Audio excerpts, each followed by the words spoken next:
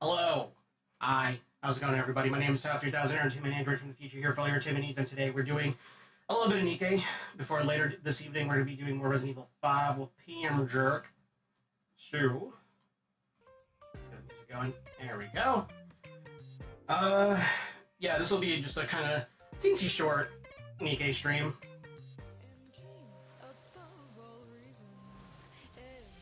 I have done all the missions and all that, but just to get that out of the way, just so we can go right into the cutscenes. Oh damn, the song. All right, well, it's gonna be a lot of reading for me, I think. So let's get into it.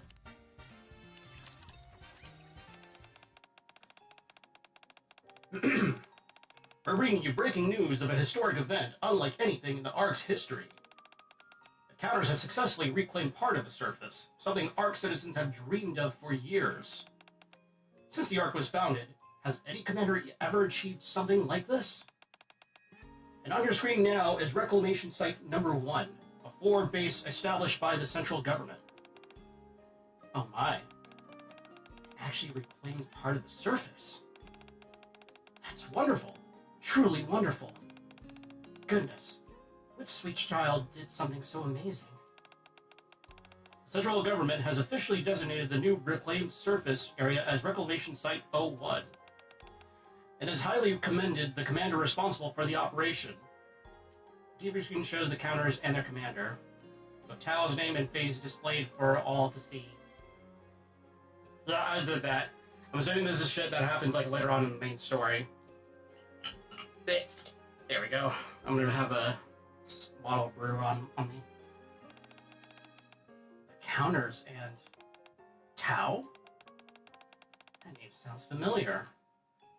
The woman stares intently at the TV screen. Just as I thought. I can tell just by looking at you. You are the one of my dreams. My, you've grown up so well. I think you've come this far. How wonderful. That child has grown this much. Quite a lot of time must have passed. Time. Yes, time. Time. Her eyes fall on the stack of old documents at the center of the desk. I see. It's finally time. I didn't realize so much time has passed. Time. Looks like I finally get to go outside again. It's been a while. I wonder how much the Ark has changed over that time. I'm really looking forward to it. Time. One day, I'm told there's an issue with my mission report. So I spend the entire night revising it, and by the time I finally step outside, it's morning. Man, I need to lie down. I flop onto the bench right in front of me. If I head back now, someone will just come look for me anyway. I might as well just stay here a little longer. Look up at the sky. Sunlight pours down from the dome of eternity, soft and warm. Oh, so incandescent. Hold on.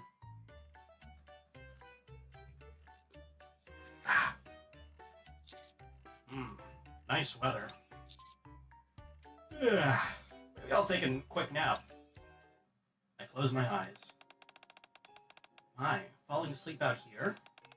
The sun's nice. There's still a breeze. You'll catch a cold at this rate.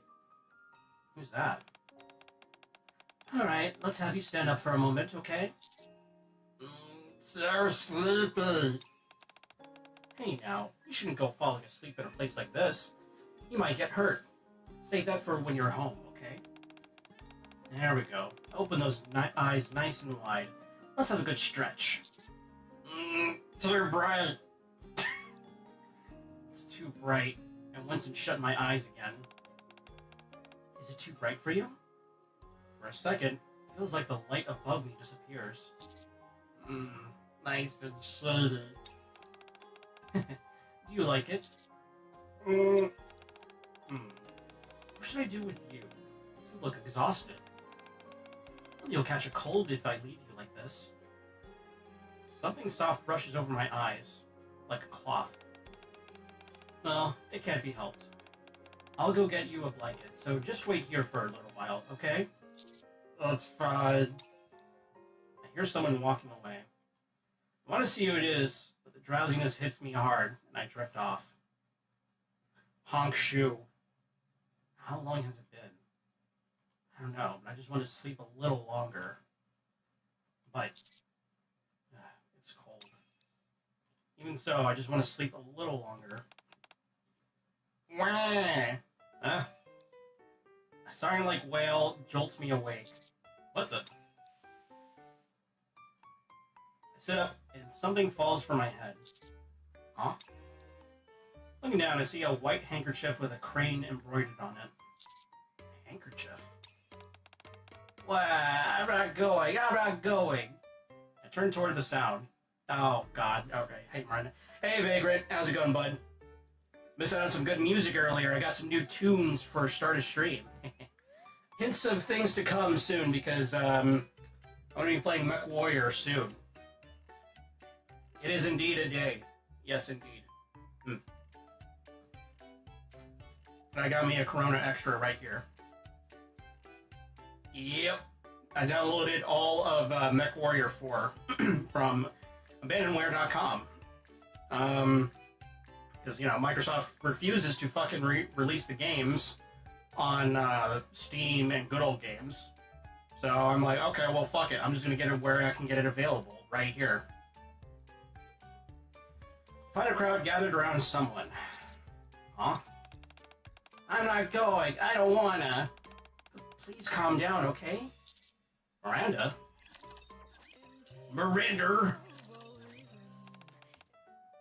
Right. I'm not going. I don't want to go. I don't want to. Way. Please calm down. If you keep crying like that, you'll make yourself sick. No. Way. Do my Wario voice. Way. I'm not going. Never tried a Mech Warrior DBH. Only Mech Assault, which I imagine is simplified. Oh yeah, it's super simplified. So here's the funny thing with Mech Assault is that it's very simplified, it's very arcadey, and a lot of it doesn't really make sense because the main bad guys in that, if you recall, is the Word of Blake, which at the time of the release of Mech Assault 1 and 2, they were the central bad guys because, they're Comstar, fanatics. Fuck the Word of Blake. All my homies hate the Word of Blake. But they were using, clan mechs and intersphere mechs when they actually had their own brand of, mechs that were absolutely freaking terrifying. They have, very angular looks to them. They're very edgy, literally edgy and stuff like that. And yeah, they're using, clanner mechs and shit like that. Yeah, there's a lot of things about Mech Assault 1 and 2 that are kind of, doesn't really make any sense, but ironically enough, the rights holders for BattleTech and Mech Warrior, Catalyst Labs Games, they actually made those games canon, technically, by canonizing the main battle armor that's in Mech Assault 2, which they call the Dragoon armor. And if you ever played Mech Assault 2, that armor was very special in that you can hook up onto the back of a mech and hack into it to forcibly eject the pilot. They made that canon now.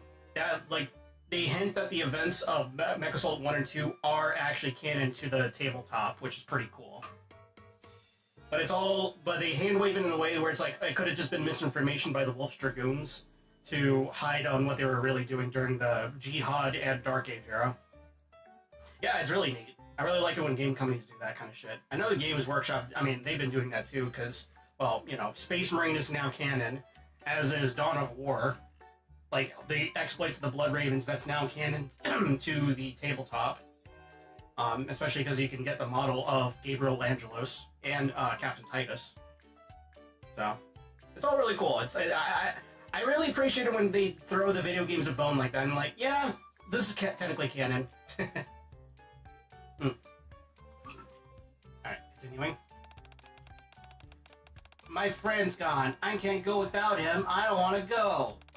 Your friend's missing too? What do we do? You've got to find your friend too. Miranda? Commander?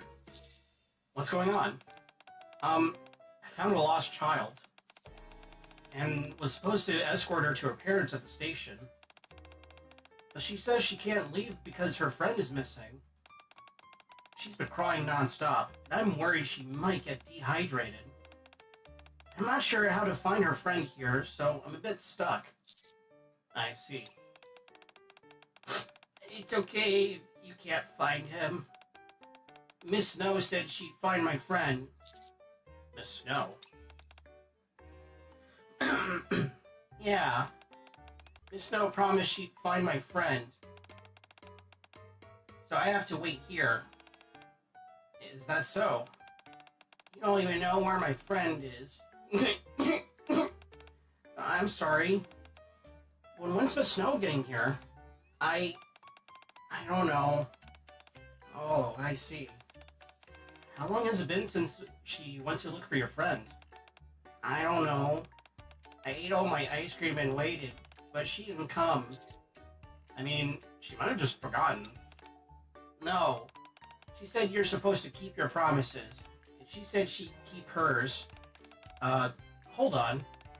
Don't tell me Miss Snow got lost too. You really think so? There've been loads of lost kids lately. Then what do we do? Miss Snow got lost too. Can I get her in trouble? I'll go look for her right away. Commander, please look after this little girl. Miranda, calm down. Huh? I'll go look for her. Miranda, stay here and watch the girl. You're going to go look for her, Commander? Maybe I should... Shouldn't you let Polly know you're running late first? Ah! That's right. Polly told me to call her if anything happened.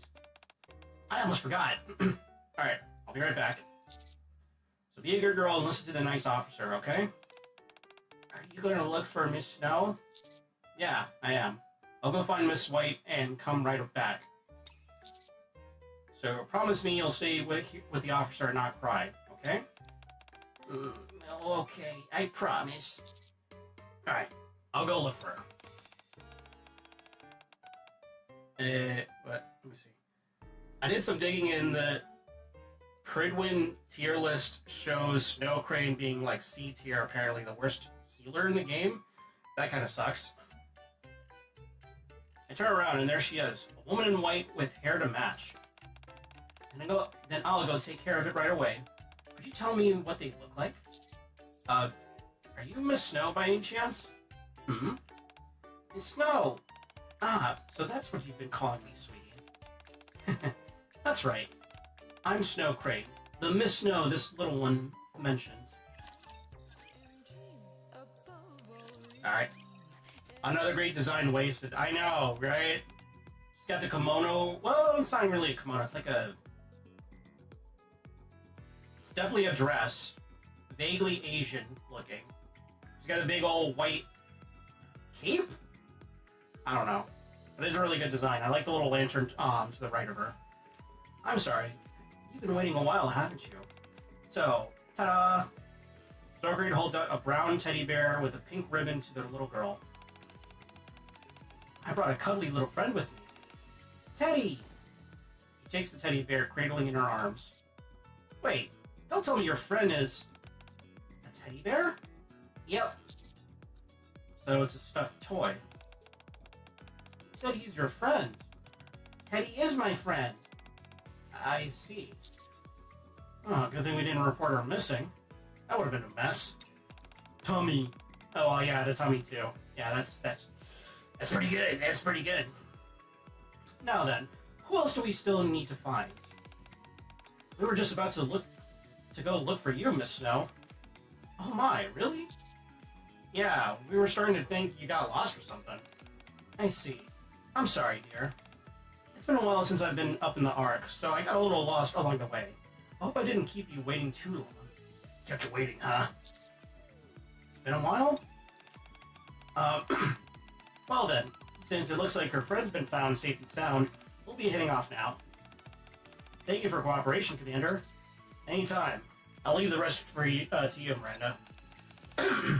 Bye-bye, Miss Snow. Bye-bye, mister. You take care now, little one. Miranda and the little girl leave together. Oh my, I didn't think it would take me this long to find her toy. Thank you for comforting the little one. I'm not great with kids, so thanks for stepping in. You're really good with them. I like children. They're so pure. And I like kind people like you too. The kind who help out others of genuine kindness. I wouldn't go as far as calling myself a good person. Now then. Stokerain stares straight at me. Why are you staring at me like that? I'm glad you're awake now. I was gonna bring you a blanket, but it's been a while since I've been up here. The ark's changed quite a bit, hasn't it? I ran into a little trouble and couldn't get in one. I'm sorry, you must have been cold. Huh? Wait, is this yours? I hold up a handkerchief with a crane umbrella on it. Oh my, it is! Thank you for bringing it back to me. That was very kind of you, friend. I can never throw this away. Thanks for covering me earlier. The sun was really bright. Oh, it's nothing, really. Stokerain reaches out and takes the handkerchief. You probably heard earlier, but I'm Snowcrane. And your name's Tao, right? You know me? Oh, absolutely. I see you on TV all the time. The hero who reclaimed part of the surface. Excuse me. Reclamation Site 01, isn't that right? Oh, so that was what it was on TV. Of course.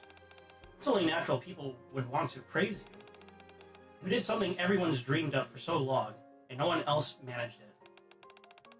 So, when you think about it... Stokerain just stares intently at me. What's wrong? It might be a little tricky otherwise. So could you lower your head just a bit for me? Lower my head? Yes, just a tiny bit will do. I do as Stokerain says and lower my head. There we go. That's it. Good. Stokerain lifts a hand and gently pat...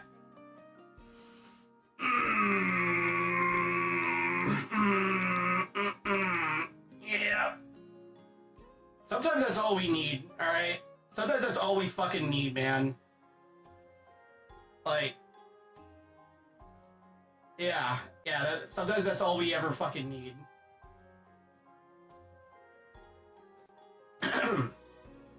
Stokerain lifts a hand and starts gently patting my head.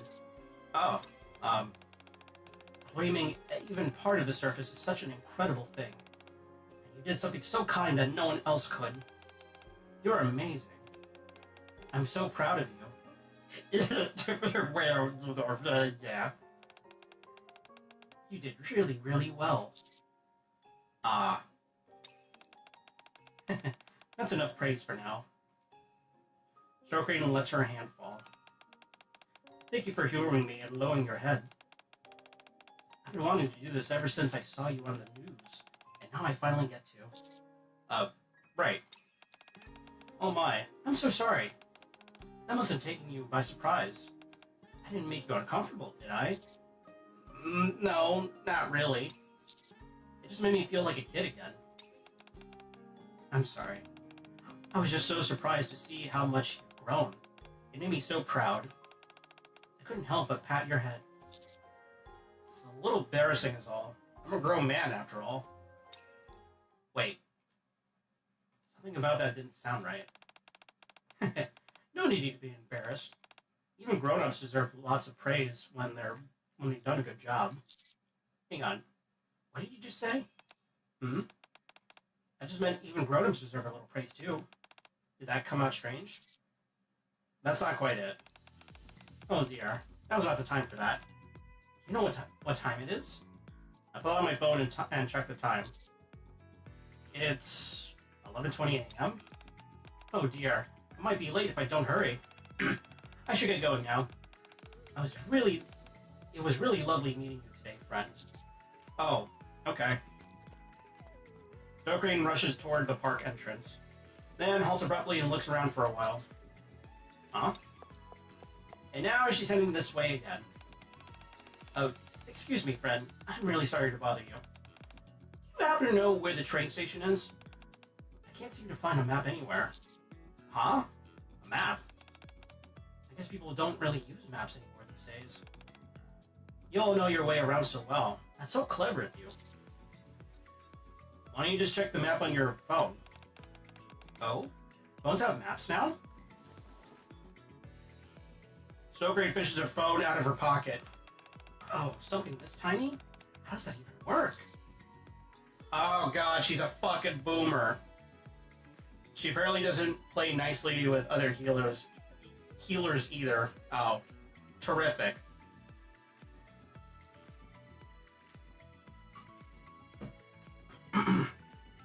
Well, I guess I now know where she stands then. I'll take you there.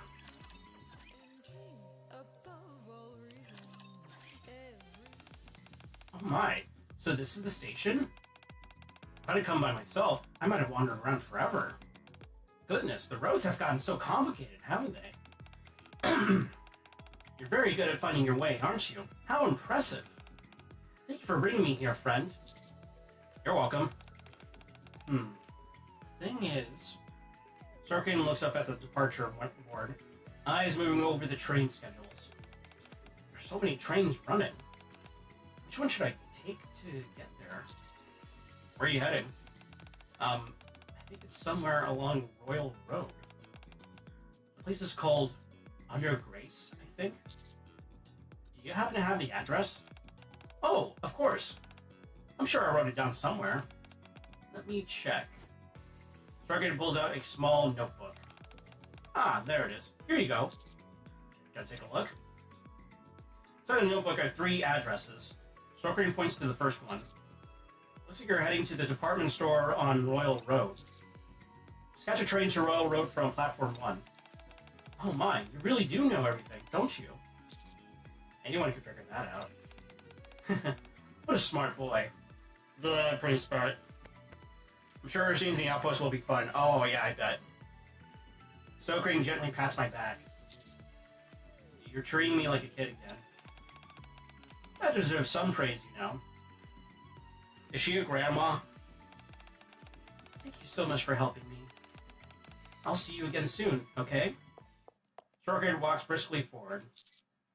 Should I really just let Snow Crane go without asking anything? I should at least ask her for a number. I look toward where Snow Crane went. Huh? Once again, Snow Crane looks around, then starts walking back toward me. You could say that? Yeah. She's got major granny vibes. And yet somehow Leader is more well put together. She's probably older than Snow Crane, if not maybe the same age. Oh dear, this isn't good. What is it this time? I can't seem to find where to buy a ticket. Huh? I need one, but I'm not sure where to go. Would you happen to know, friend? The ACX is free to use in the ARC. It's part of the social welfare program. Oh. Oh my, really? I had no idea they offered benefits like that. The ARC's come such a long way, hasn't it? So I just need to go to the platform and get on? Yeah, that's right. You okay going on your own? I'm not completely sure. If I ask around as I go, I'm sure I'll manage. Yeah, I really doubt it. I'll take you there. Really? But you're usually so busy. I'm free today, so it's fine. But if I can't go with you, I'll at least walk you part of the way. No, or not at all. It's perfectly fine if you can come with me. I'm just meeting someone to pass along the letter, that's all. I'm sure they won't mind you being there either. They're all kind people. I just feel a little bad because you've done so much for me. You even walked me all the way here. When you see someone who's lost, it's only natural to... Friend. Nothing in this world is ever only natural. In the end, it all comes down to the choices we make. Alright, how about this? When I'm done with everything for today, I'll grant you one wish in return for your help, as long as it's within my power. A wish? That's alright, it doesn't have to be today. I'll take care of the agreement. I don't think that's necessary. Oh my, I'm sorry, I didn't mean to come across so strongly.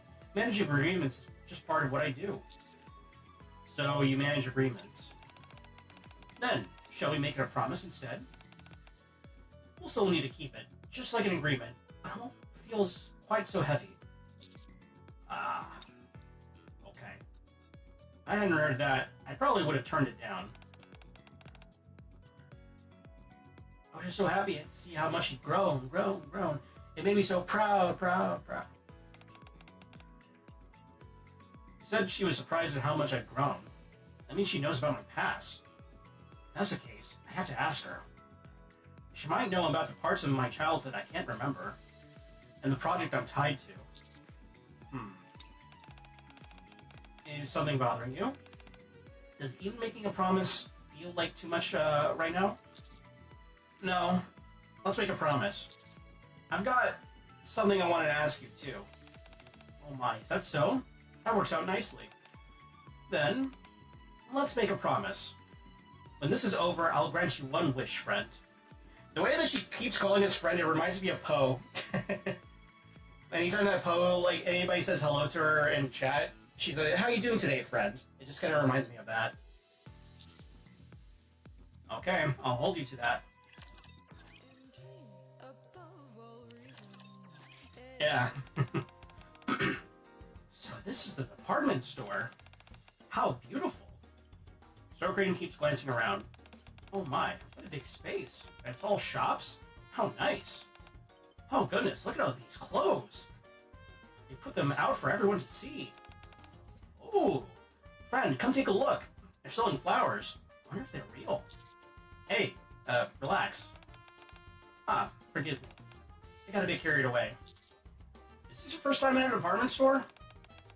Yes. When I first came to the Ark, I don't remember seeing buildings like these. Most of the larger ones were connected to the central government. But perhaps that's not quite fair to me to say. Back then, I was always traveling for agreements, so I never really had the chance to look around. And that might be why I simply never noticed them. When I first arrived, the war was still ongoing, so everything felt very different from how it does now. I think that's why I find it all rather fascinating. Sorkin watches people spill out of the store, their moods written plain on their faces. Some look pleased with their purchases, while others mutter under their breath, clearly dissatisfied. Hi, it's changed so much. Just watching them makes me happy. What's the name of the place you're going again? Oh, it's called Undergrace. I think it's a cafe. Just a sec. I tried searching for it online. Found it. Looks like it's on B1. Let's head down. Oh my, you found it already? How reassuring. I'll trust you and follow your lead. Basement. I think this is it. You're right. It's Undergrace. You really are good at finding your way around. That's impressive. Thanks for the compliment. But you sure it's okay if I go in with you? I could just wait outside. It's fine, really. I told you earlier, didn't I? I'm just here to deliver a letter. People receiving it won't mind at all. And the signatory said there's no need to keep it secret. So there's nothing to worry about. Signatory? So you're doing this because of an agreement? Yes, that's right. I'm just fulfilling a request from an agreement made a long time ago. I'm a little worried you might get bored while I deliver the letter. Will you be alright? Yeah, I'll be fine. Looks like everything's alright now. Let's head inside, shall we? Sure. Step into the cafe. The warm scent of coffee fills the air. Wow, the coffee smells lovely. Yeah, it really does. Thank you for the compliment. Hearing that from young folks really brightens my day. The menu's right over here, so take your time and have a look before ordering. Socrates stares intently at the woman. Can I help you? Are you Sarah by any chance? Pardon? Yes, that's me, but who are you? I believe this is the first time we've met in person. My name is Snowcrane. Miss Snowcrane? Yes, that's right. It's a pleasure to meet you, my friend. I've come to deliver on behalf of you-know-who, as per our agreement. What? What's going on? What kind of name is Under Grace? Kind of sounds War Dress Club adjacent. I hope not. I kinda hope not. Did I already play this? Okay, yeah. With a soft clink, Sarah sets 2 cups of hot coffee on the table. Oh, wow. Thank you. Thank you. I appreciate it. Don't mention it.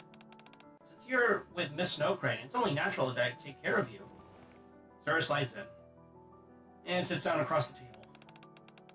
We've only ever communicated through letters, so this is our first time meeting in person. I hope I didn't surprise you too much by dropping in so suddenly. Oh, don't worry about it. I had a feeling it was about time, so if anything, I was just surprised that I was actually right. Speaking of surprises, though, shouldn't you be more surprised at how young I look? Oh my, yes.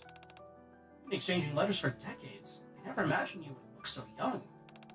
I started using Evergreen earlier than most of my friends, and I've kept it up ever since. Evergreen? The hell is Evergreen? What is it, Evergreen Wash? Is it a body wash or something? I've never heard of that before. Hold on, I'm gonna blow my nose real quick.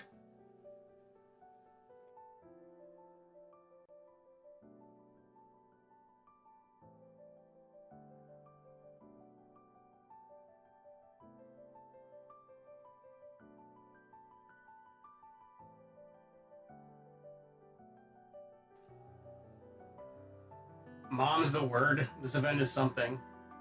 It's really fucking good. Oh boy. It's gonna make me feel things. For several decades? Oh dear. I'm sorry.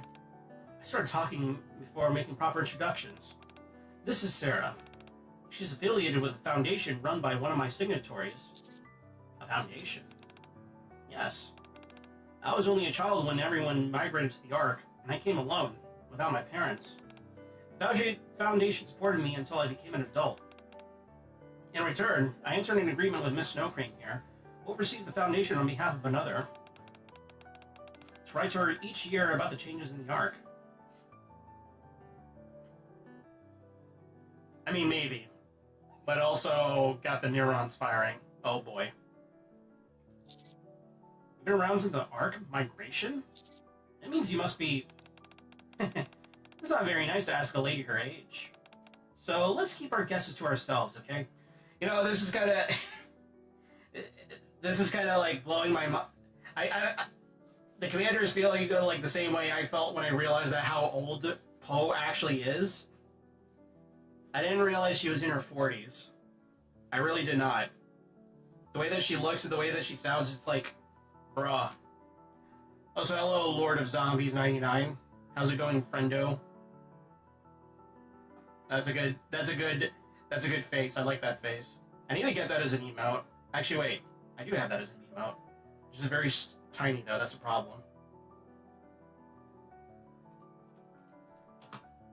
There we go. People don't age like they used to. Yeah, they really don't. My former coworker, before he moved to a different store at the financial institution I worked at, he's in his 40s, but he still looks like he's in his like early 30s, maybe late 20s at the least. It's kind of mind-boggling. Oh, right. But then again, IRL, I kind of look like I'm still in my 20s too, even though I'm like 30-something. Anyway, that's why you asked if she was surprised by how young you look. Exactly.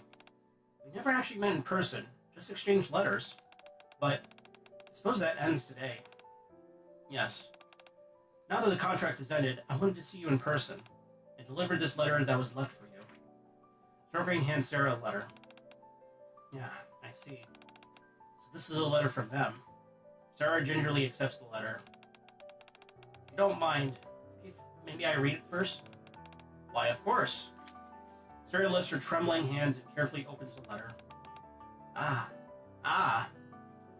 Then she buries her face in her hands and begins to cry. Huh? I reach for a tissue to hand her, but Snow Queen gently strokes my back and shakes her head. She starts drinking her coffee without a word. I really wanted to meet you just once, but in the end, I never got to. Huh. I sip my coffee in silence, listening to Sarah cry. Sobs are full of longing, gratitude, and sorrow. What the fuck is going on? I looked younger than my age until I went into retail, and then I aged appropriately. Yeah, retold you that for ya. A little while later. Thank you both for waiting. Goodness, I can't remember the last time I cried like that. To think I'd make such a scene at my age. In front of someone younger, too. I'm sorry. No, not at all. There's nothing to be ashamed of. It's only natural to cry when you're hurting. Thank you, Miss Snow Crane, for waiting so patiently, and for bringing me this letter. I suppose I won't be writing those yearly letters anymore. It's gonna feel a little lonelier now. No, I should be the one thanking you. When I think about those yearly letters no longer coming, it does feel a little lonely, doesn't it? You worked so hard all this time. Likewise, Miss Snow Crane. Now then, I'll proceed with closing out the agreement. Sarah, as agreed, I have one final question. In your opinion, do you feel the Ark has become a better place than it was before? Would you like me to be honest? Yes, that's what they asked from me. No. Methods have changed, but things haven't improved in the slightest. Of course, people's lives are far better than they used to be. I mean, even someone like me, a former war orphan, now runs a cafe on Royal Road. And thanks to Evergreen, I've been able to keep this youthful appearance. But people's hearts are still sick. If anything, they've just grown worse in a different way. They've grown so used to peace in the Ark that they've forgotten the war is still raging on the surface. Forgotten who made that peace possible in the first place. Now we even have a ridiculous term like Nikkephobe. Yes, thanks to Pretty, Tetraline, and those well-known squads, Nikke rights have improved beyond recognition since the Second Surface Reclamation War. And yet, whenever something happens in the Ark, people are still quick to pin the blame on the Nikkes. Peace has become a given, and with that, they've grown complacent, ungrateful. Just like so many who once belonged to our Foundation. Never satisfied with the support they were given, foolish enough to try taking the Foundation's money, only ended up facing your judgment. Face your judgment? Yeah, you're right. I'm sorry for being so negative at our last meeting. I really don't think this society has improved at all. It's just how I see it. Thank you. I listened carefully to everything you shared. And I appreciate you seeing this through to the very end. I hope your days ahead are filled with peace. Thank you for everything, Miss Snow Crane. Alright. Got a lot going on here already. Hold on a sec. One sec.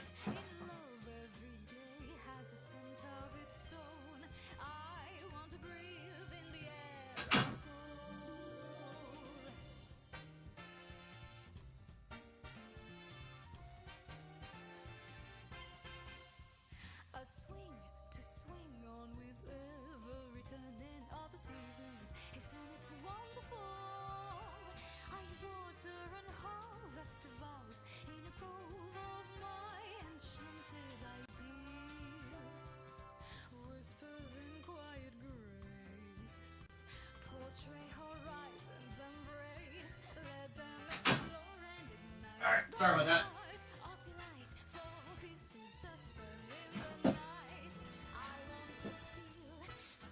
All I can is be patient, young Padawan. Oh boy.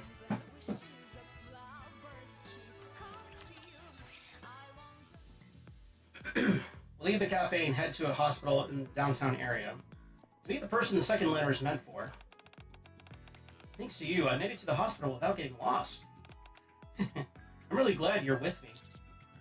So, the second letter is for a patient, right? Yes. I heard Oliver's been in the hospital for about a year now. I see. Now, friend. Ugh. You've been acting a little off since earlier. Something bothering you? You can't even look at me in the eye. You weren't like this at the start, were you? Well, I mean, from what I heard earlier, I think I have a rough idea of how old you might be. So now I'm not sure if I should be speaking this casually. Oh my goodness. Is that what's been bothering you? Aw, you're adorable. I mean, how could it not? Someone from back when the Ark was sealed is calling you Miss. It's just a nickname some friends from the Foundation came up with. I don't really pay attention to things like age. So please, just treat me like you always have. Honestly. I'd be happier if you didn't worry about things like that. You got it. I'll try to keep things more casual. Emergency patient coming through. Clear the way. I quickly step back. A sharp rattle of wheels cuts through the air. A gurney burst in, pushed by emergency personnel. Nikke lies on it, her arms and legs missing. Oh god. Nikke Nugget. Two mass-produced Nikkes follow close behind. Stay with us! You can't die like this! Looks like there's been an accident. I suppose so. Short slowly looks around the hospital. The patient in a hospital gown sits with a downcast expression. The companion beside them quietly holding their hand. Nearby, someone waits their turn, fear written plainly across their face. Another sits hunched over, their face twisted in pain. All around, people sit with worry heavy on their faces. Are you alright? Of course. I've seen things like this many times before, but ever since Evergreen was developed, people have been living far longer than anyone ever expected. Medicine has advanced just as much. And yet, humans, and Nikkes too, they still fall ill without warning. They still get caught in accidents. They still grieve and suffer. Even after all this time, that hasn't changed. That makes me a little sad.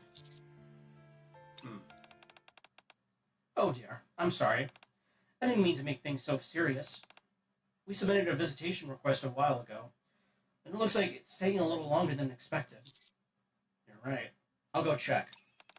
'Tis but a flesh wound. Ah, yeah. As long as you get replacement parts, that's fine. Who's here to see Mr. Oliver? Yes, that's us. Why so serious, Batman? Yeah, exactly. Why so serious, Commander? Please come this way. The nurse leads us into a hospital room. And there... Ah.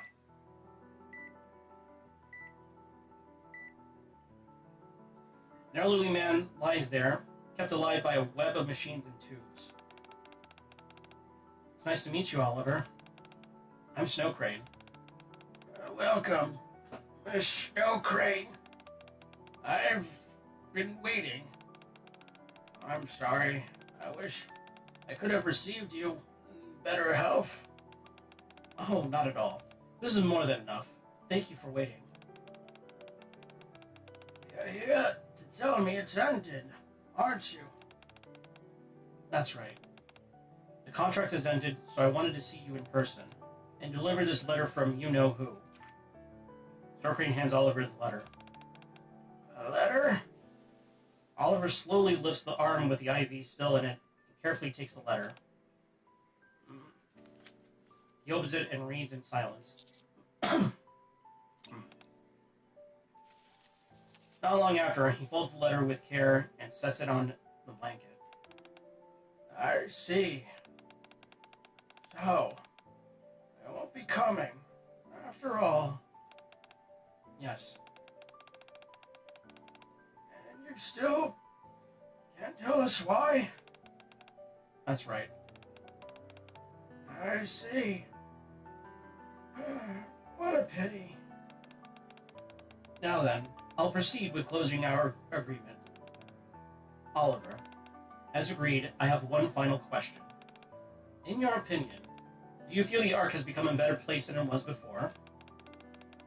A better place? Yes, I think it has. Huh. There was a time when I thought the Ark was flawed, an unjust place. As I grew older, fell ill. I suppose I started to see things differently. I lost my entire family to the raptures on the surface. But I was able to build a new one and keep going. The reason I've been able to live such a long life is because of the people on the Ark. The Foundation included. Even now, as I lie here sick, it's no different. Thanks to the help of so many, the devotion of my children, I was able to see you, Miss Snow Crane, and bring this agreement to a close. So, the place where so many good people live, I believe it has become a better world than it once was. Thank you for sharing your thoughts. I know that could have been easy, so I really appreciate you taking the time to tell me. Oh, it's just something I had to do. I'm just glad I could see the agreement through before things got worse. Now, I think I could go without any regrets. Thank you for all your hard work, Oliver. Miss Snow Crane, could I ask one last favor? Why, of course. If by any chance you meet them, please tell them I'm grateful to them for letting me live as a human. Could you deliver that message for me? Yes, I'll be sure to pass it along. By the way, that was not me pretending to cough, that was actually me coughing. I think that added a little bit to that.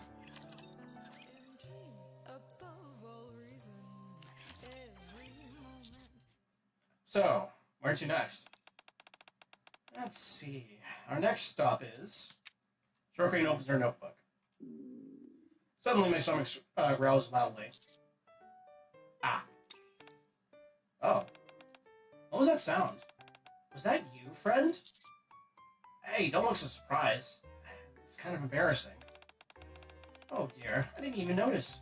It's already past lunchtime. How could I let a growing boy go hungry like this? I really am the worst. I'm not a kid anymore. I'm a man. Now I'm just thinking of Wimplo from Kung Pao. I'm a man too, you know. I go pee-pee standing up. Oh, God. That simply won't do. Let's go have lunch right now. Hey, no need to rush. Just take it easy. Take it easy.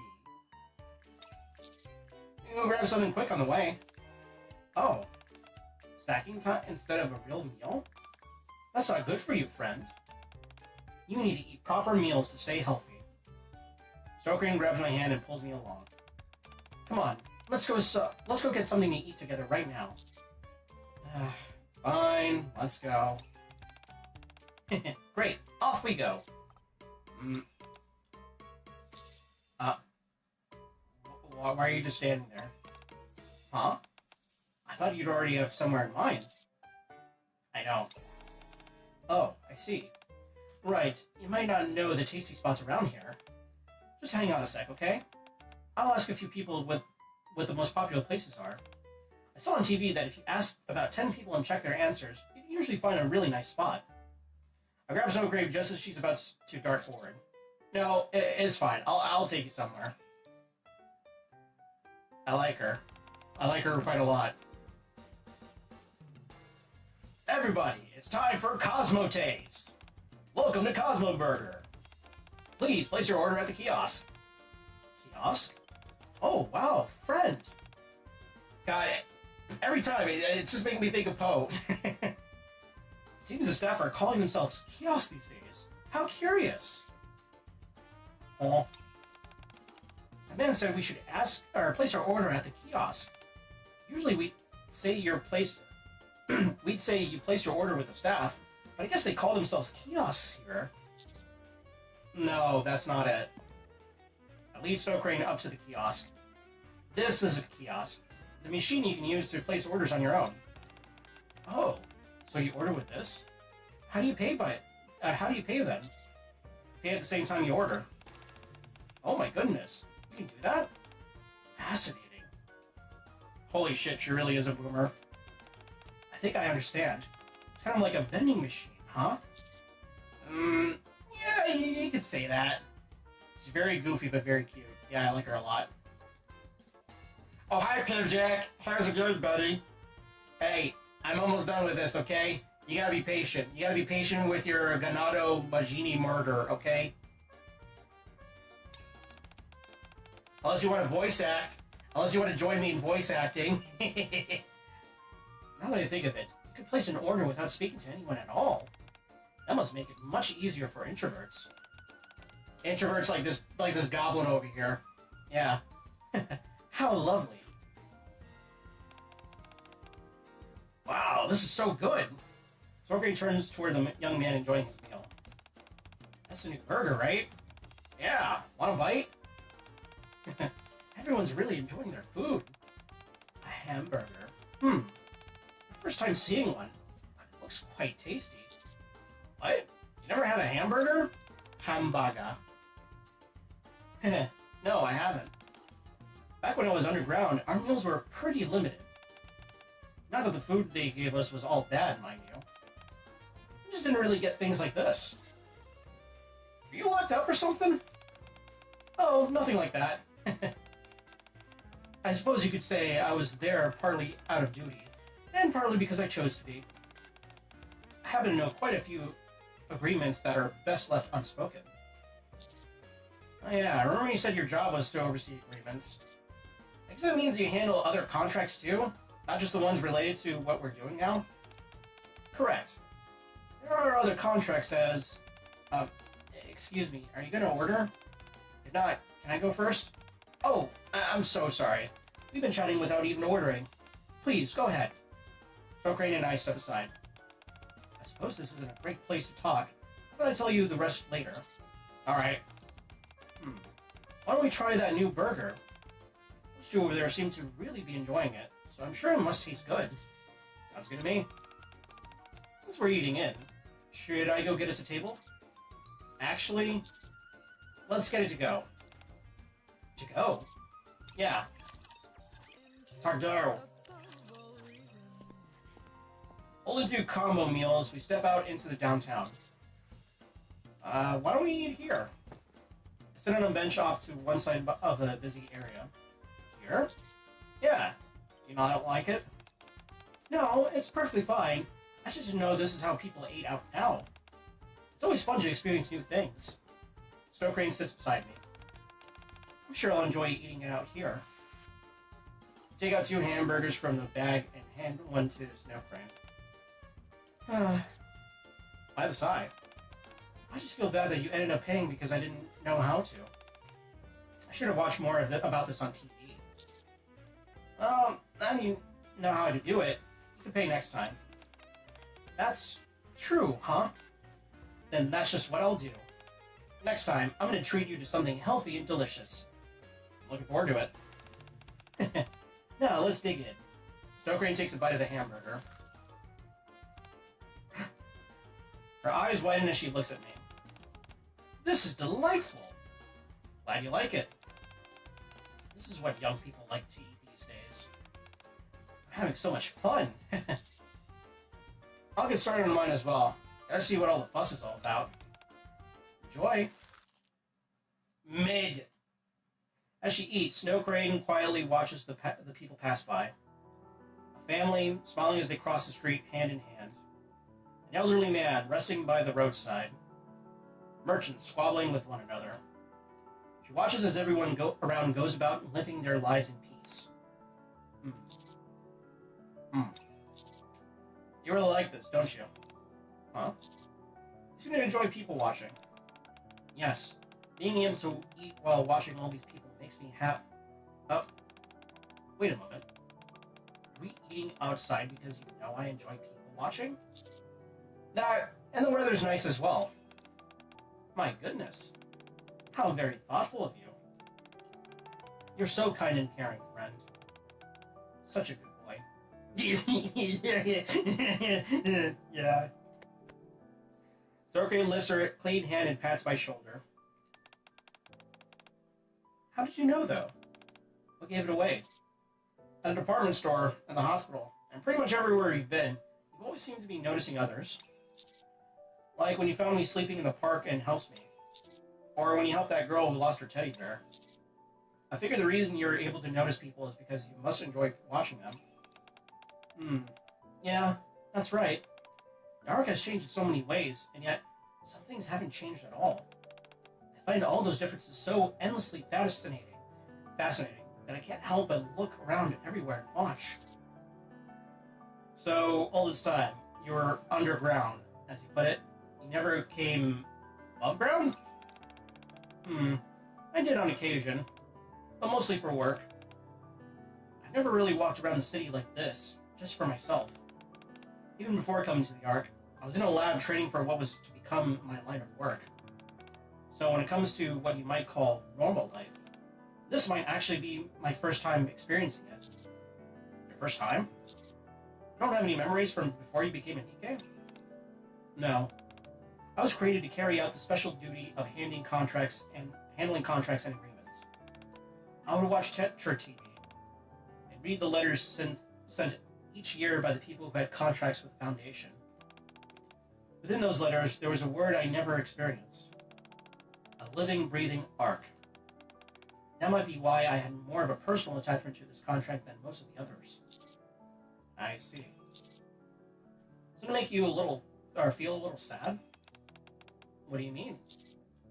That a contract you care about is ending? Yeah, of course. I'm sad knowing I won't be able to receive their letters anymore, but they held up their end of the contract through to the very end. That's enough for me to be happy. Being able to inform someone they fulfilled their contract isn't something that happens often. It's not? There was something Sarah mentioned earlier. It was about people in the Foundation, and how a lot were dissatisfied with the support they received, so they tried to take the Foundation's money, and then I had to discipline them. Do you remember that? Yeah. At the beginning, there were over 100 children in the Foundation. Now, only 3 of them remain who were faithful to their agreements. 3? That means no one else made it to the end of their contracts. They either passed away due to illness or unrelated accidents, or were disciplined by me. What do you mean by disciplined? Exactly what it sounds like. I reprimand those who fail to uphold their contracts. At first, I try to reason with them. If that doesn't work, I give them a warning. And if that fails, I resort to force. Is she a loan shark? What the fuck? In this line of work, that's sort of the thing that happens more than you'd think. Very few people see an agreement through to its end. That being said, with this contract, there are 3 whole people who either made it to the end or who still can. That's why I'm happy. I get to meet with those who showed me the arc long ago, and then look them in the eye, tell them they've done well, and bring this all to a beautiful close. More along the lines of a debt collector? Oh, okay, you know what? Yeah, I could see that. That's what it definitely sounds like. I see. I'd like to thank you, friend, for helping me bring something so meaningful to a proper end. And for guiding me around this unfamiliar world I find myself in. You're really a good person.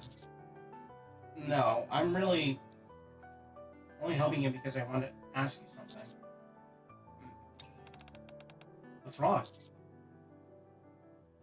Where did you say the last letter needed to go? Let's see. Leo should be here. Sokrane opens her notebook and shows me an address. It's not far from here. Oh, wonderful. Let's go talk to him. Bring this contract to its proper end. Alright. Before we go, let's finish eating. Make sure to chew properly. Once we finish, we'll go find the last friend on my list. And give his story a beautiful ending. However, things often conclude in ways we never expect, for reasons we never see coming. Oh boy.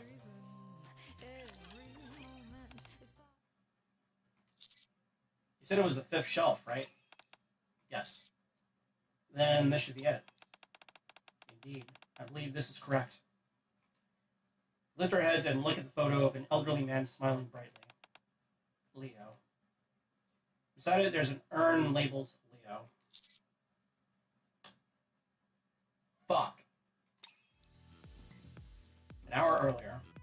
Hello. Does your name happen to be Leo? No, Leo's my father. Who are you? Oh, I see. Goodness me, what a wonderful son he has. It's a terrible day for raid.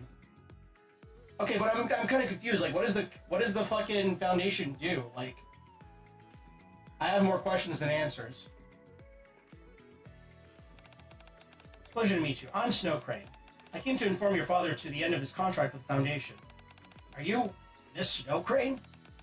You know who I am. Yes. My father had been waiting for you for a very long time.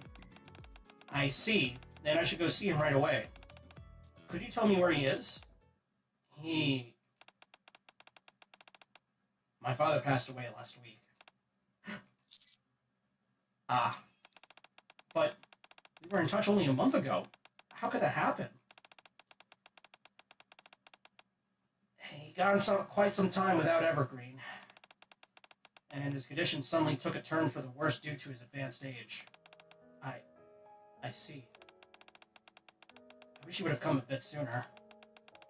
My father never stopped waiting for the day you'd come. All he ever talked about was when he'd finally get word from his sponsors. Oh. I'm sorry.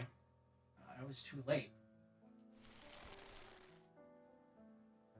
Stroking grips the bag with the letter tightly.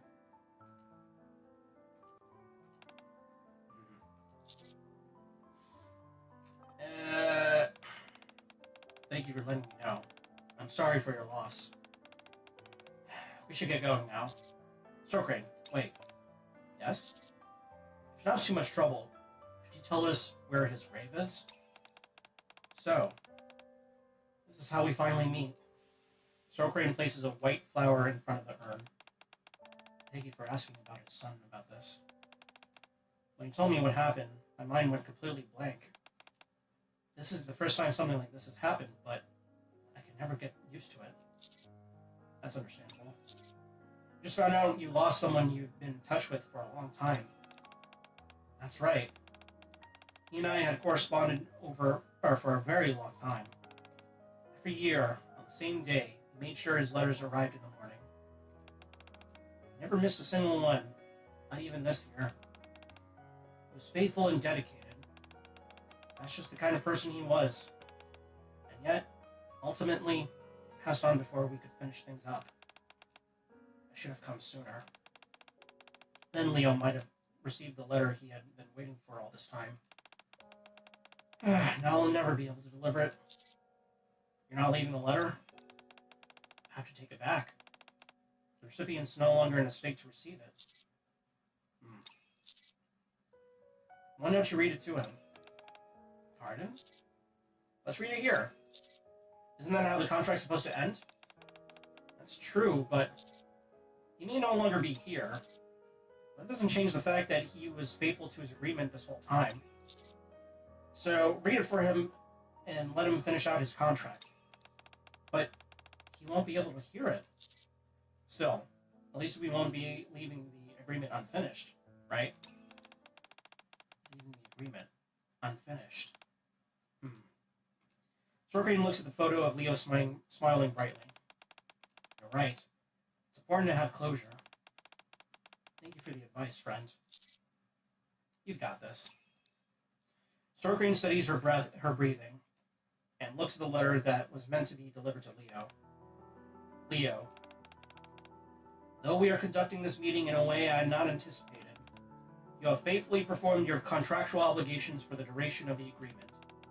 Therefore, as witness to this contract, I, Snowcrane, hereby officially declare that you, Leo, have fulfilled your contract with the Foundation to the fullest extent. I will now read this letter out loud on the signatory's behalf, and bring this contract to its close. Snowcrane gingerly unfolds the letter. To my beloved child, Leo. After writing you once when you first joined the Foundation, and again when you came of age and left the care facility, I'm now writing you a third time. Have you been well?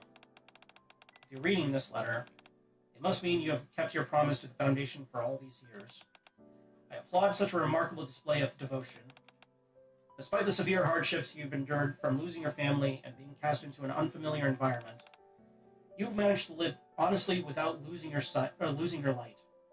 That takes great courage and resolve, and I commend you for it. While I'm sorry that I cannot tell you all of this in person, it also means that, like all of you, I too am keeping the promise I have made with someone. Please understand that. I hope you'll forgive me. I wish I could see for myself how all your faces have changed as you've grown up. I bet you've become a fine adult. In fact, I'm sure you have. Though the contract will end, the Foundation will no longer walk through life beside you. I truly believe you've already found new, dear family members. So, Leo, I don't know how much of life still lies before you, but you've proved your devotion in your life up until now. And for that, I hope that your life will continue to shine until the very end. Even from afar, I will always be cheering for you. Your eternal supporter in life.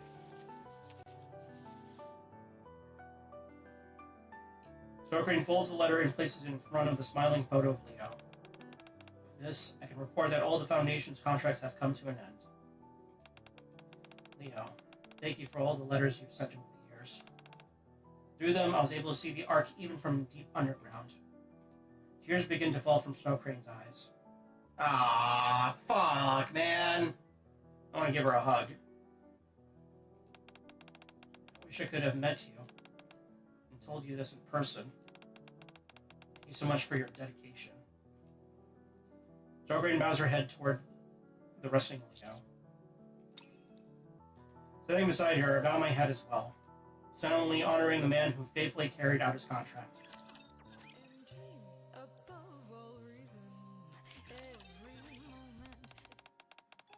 Would you like to rest on that bench for a bit? Sure. Snowcrane and I sit next to each other on a nearby bench. Now that it's late, there's no one else in the park except for the two of us. Thank you for today, friend. It's because of you that I was able to get closure with Leo. It was all you. You did great today. Oh, come now. I couldn't have done any of this without you guiding me along. Thank you for staying with me for so long. Snowcrane lowers her head in gratitude. It was an unforgettable experience. I was glad it was meaningful for you as well. Now then, since we've finished everything, it's time for me to grant your request, just as promised. Right. Go ahead and ask for anything. I'll do whatever I can for you. Well, there are a few questions I want to ask you. Will you answer them honestly? You want me to answer some questions? That's really all you want? Yeah. These questions are really important to me. I wonder what could be so important. Please? Well, judging by my demeanor, they don't seem to be just any questions. Very well, I'll answer whatever you ask me. Thanks. However, if it's something I'm contractually obligated to keep secret, I won't be able to answer. I hope you understand. Of course. If that's the case, just tell me it's confidential and we'll leave it at that. Very well. And if it's not confidential, I'll promise I'll answer honestly. Thanks. Okay. Here we go. Before we start, could you lower your head for a moment? My head? Yes, just for a little while. Okay. I lower my head awkwardly. Starcrane raises her hand.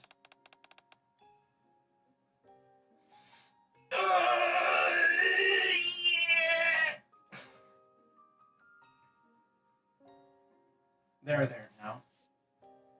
It starts to pat my head. Goodness, why are you so tense? It's okay. It's okay. I'm not tense. There's no need to be nervous or afraid. I'll answer any questions you have. And if you ask about something grave secret of which I can't speak, I'll never threaten you or resent you for it. I swear. I really have been tense without realizing it. As I feel the warmth of her hand, the tension in my body begins to ease. Some men just need something, alright? We guys just need something simple like this, alright? Something like this will always work.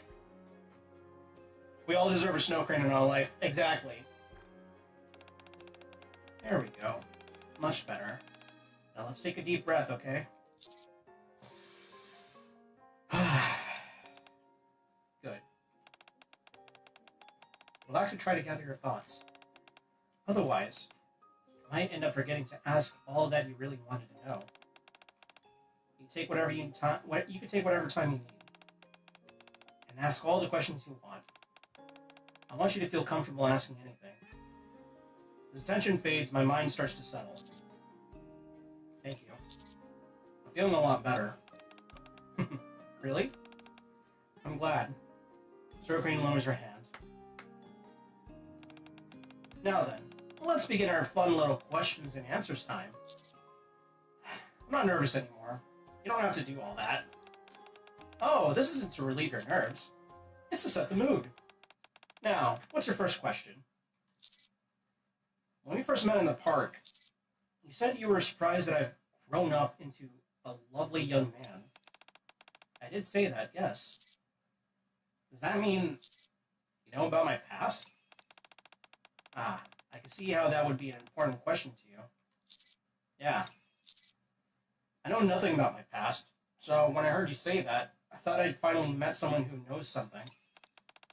Goodness, I apologize. You've been waiting all day to ask that, haven't you? Well, you're right. I do know something about your past, friend. Though, to be exact, I only know your name. How? As part of the information I received related to a contract, there was a record relating to your birth. It was about how I was created as part of a special project. Do you remember that? No, I barely have any memories left of back then. There was just one short memory that popped into my mind a while back. I see. You're correct. You were a child born as part of a project. It's called Project AD, right? After death? Yes. How did you know that? In that case, can you tell me about Project AD? You want to know about Project AD? You don't have to tell me everything. I'd be happy even with just a hint at what kind of experiment it was, or what they were trying to research. It's the only way I know what I was born for, and what I even am. Friend, you're not able to answer? Just a moment. I'm going to review the terms of my contracts to see if I'm allowed to answer this question. Someone closes her eyes. Not long after, she opens them again. It is completely confidential. In other words, I'm sorry. I'm afraid I can't share anything with you. Divulging such details about the project would be a clear violation of my contract.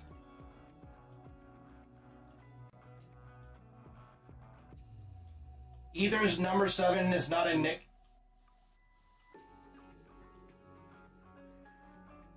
Ah! I see. That's kind of fucked up. So we're the 7th... We're the 7th, like, subject, I'm assuming, and we're, like, the only successful one so far? Lucky number 7? It's like Bungie shit. 7! Only a select few within the Ark even know of the project, meaning it's as confidential as it can be. I see. Instead, while I may not fully answer your question, I can at least explain why the project was created.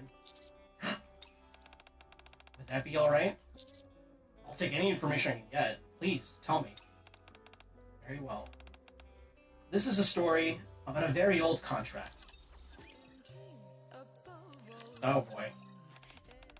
A long, long time ago, when the Raptures had only just begun to invade the surface, there were two big forces: the United Forces of Humanity, a government military that fought the Raptures, and a group known as VTC, a religious order that possessed advanced scientific technology.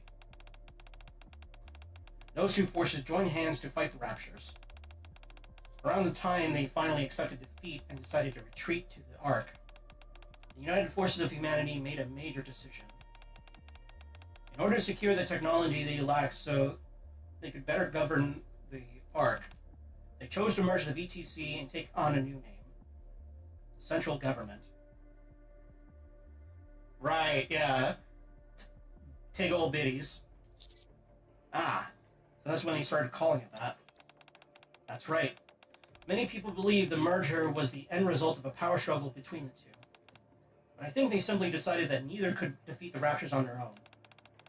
When that agreement was reached, the two sides each presented their conditions for the merger.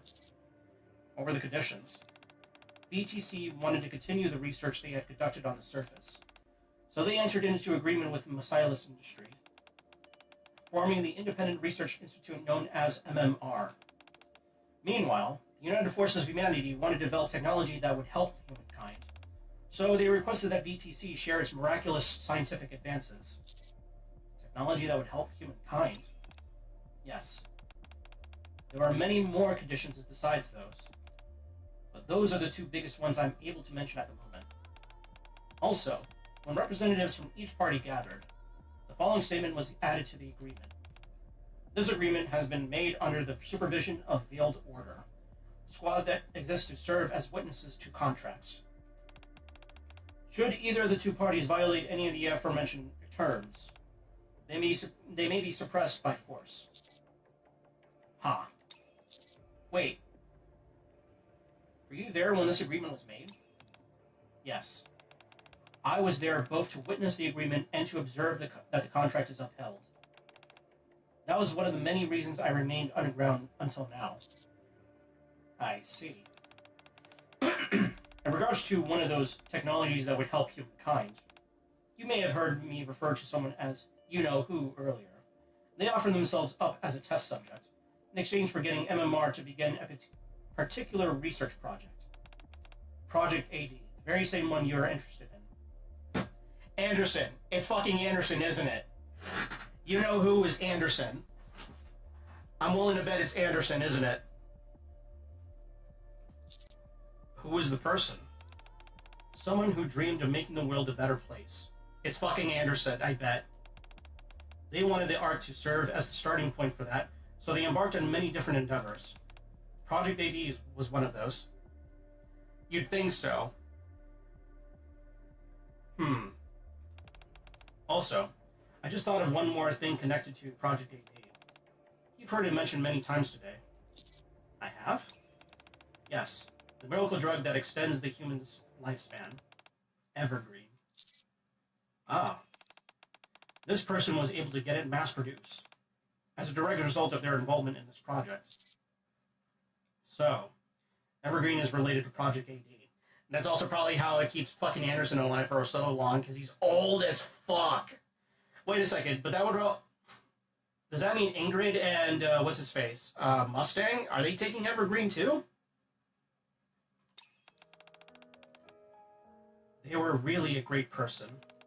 Not only did they kickstart Project AD, but even the contract that you helped me wrap up today was one of the many good things that they did for the Ark. It's plausible. Wait a second, no, if it's not Anderson... Is it, Oh, fuck, what was his name? The most based guy ever. The guy that took in, Frisia.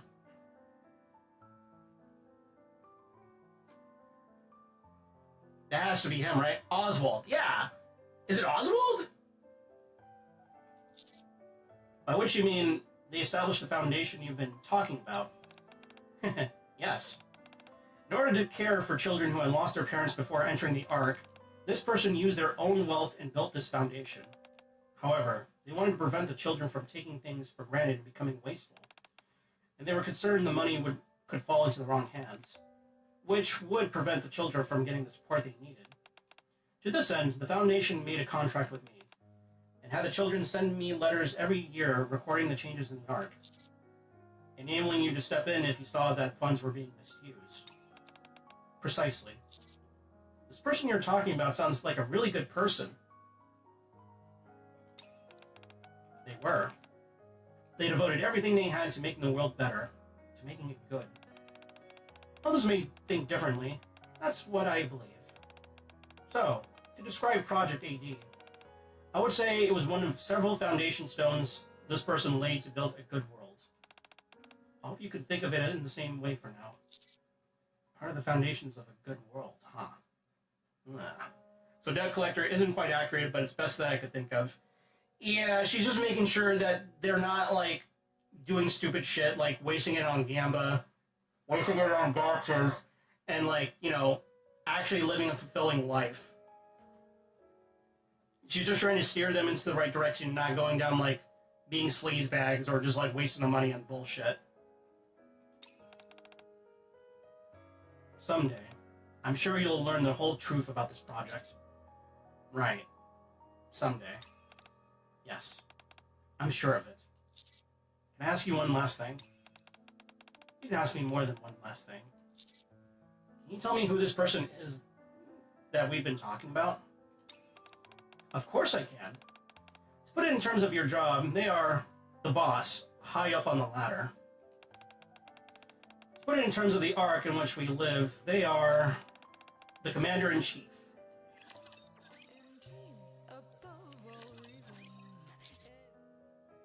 Rules are discipline, I think it's deadly. Yeah. Yeah. I'm kind of curious on that. Commander-in-Chief. Yes. So the Commander-in-Chief really does exist. Honestly, I thought it might actually just be a title with no person behind it. It's quite natural that you would think that way. They are currently unable to meet with anyone. Ah, so that's why those letters said they couldn't come. Yes. That's also why they wrote so many letters in advance, and why I was the one to deliver them. I presume any other details about them are confidential? Correct. For the time being, what I can tell you is, at this very moment, while you and I are speaking, Commander-in-Chief is continuing to sacrifice for the Ark. They're sacrificing for the Ark? Huh. That's everything I'm able to tell you. Was that helpful at all? Yeah, it helps a lot, actually. Is there anything else you'd like to ask? Not now. I think I'm good. I'm glad to hear that. They weren't easy questions, so I appreciate you answering them as best as you could. Well then. Do you mind if I ask you one thing as well, friend? You have a question for me? I'm very curious on what that sacrifice is. Yeah, I would very much like to know that, because that is like... yeah. Yes, there's something I'm curious about as well. I'd like you to answer it honestly. What is it?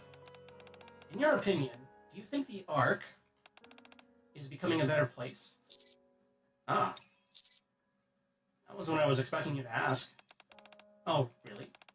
After spending the whole day walking around the Ark, and hearing Sarah and Oliver's answers with all their stories of the past, I found myself wanting to know what you think. I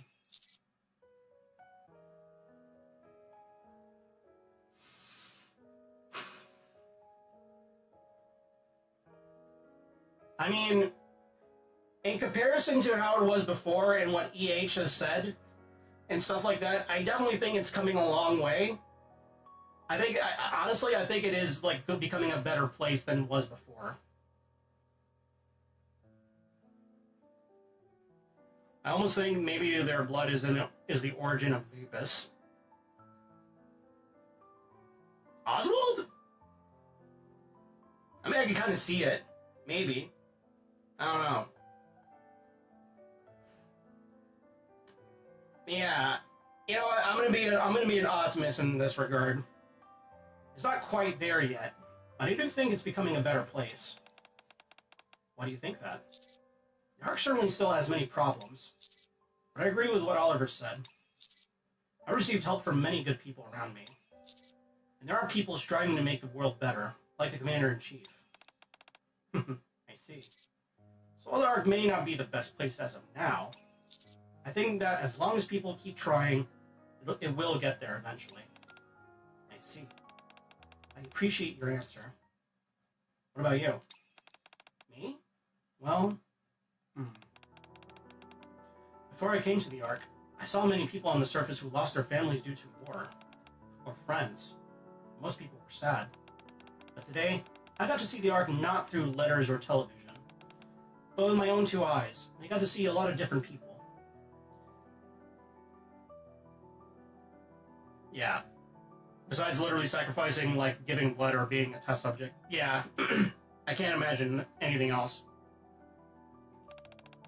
People still suffer and grieve because of illness, accidents, and the loss of life, but there was also a child who cried over a lost teddy bear, then smiled again when it was found, and families who gathered together to shop and eat together, and everyone was just living their lives.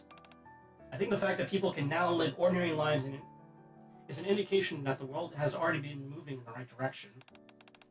The reason people were able to reclaim a semblance of normality. Snowgrain looks at me. It's thanks to the sacrifices of good Nikkes and good people like you, friend. So I think everything will be alright.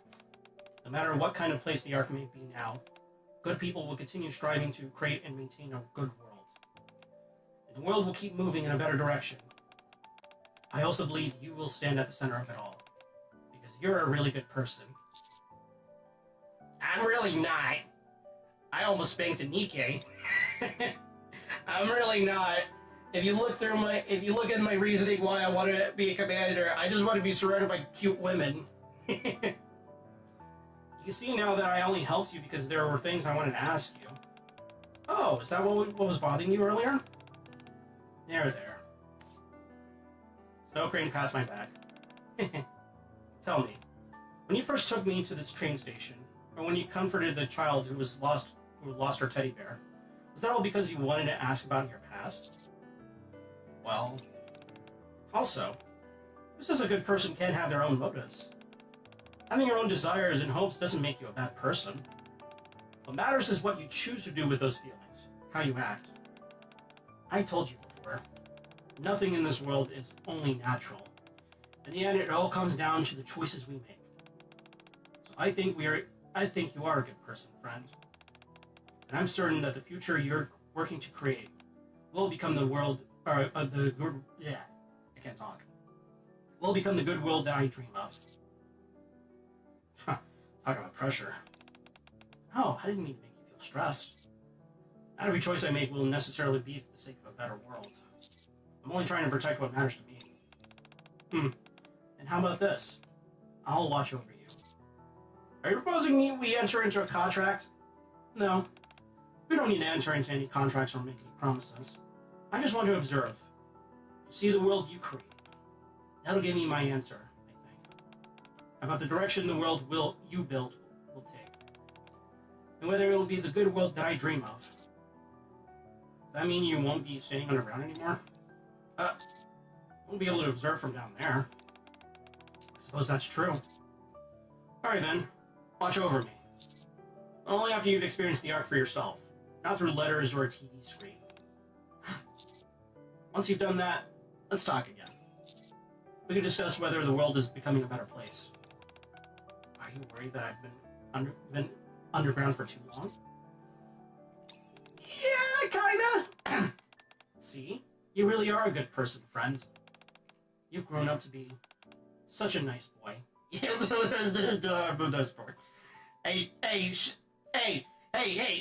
Gabo. I'm having a moment here, alright? Be patient. Stargate strokes my cheek. I'm starting to get used to being treated like a child. Alright, it's settled. I won't stay underground anymore. I'll live here in the Ark and watch you with my own eyes. Stargate smiles brightly. Let's talk again someday, alright? Good world, the end. Or is it? That's not the end, though. We still got an epilogue. You be patient, you stupid-ass little goblin. I'm almost done. I still got a few more loose ends to take care of, okay? So you calm down. As you can see, Vagrant, this goblin is being very impatient right now. Bratty-ass goblin.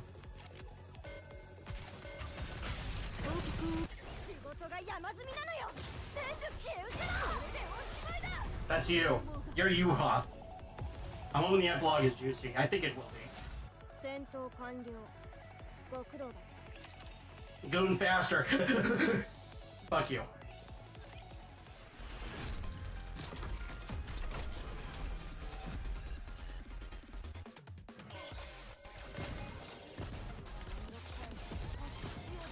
Is this Re5?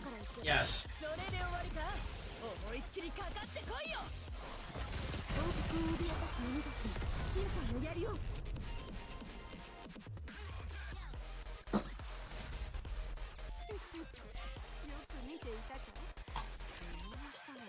I'm gonna really 5 times 5. Fuck you. Alright, let's see what this epilogue is all about. Dear Benefactor, it's been some time since I last wrote to you. After fulfilling the final contract, I now write to deliver my closing report.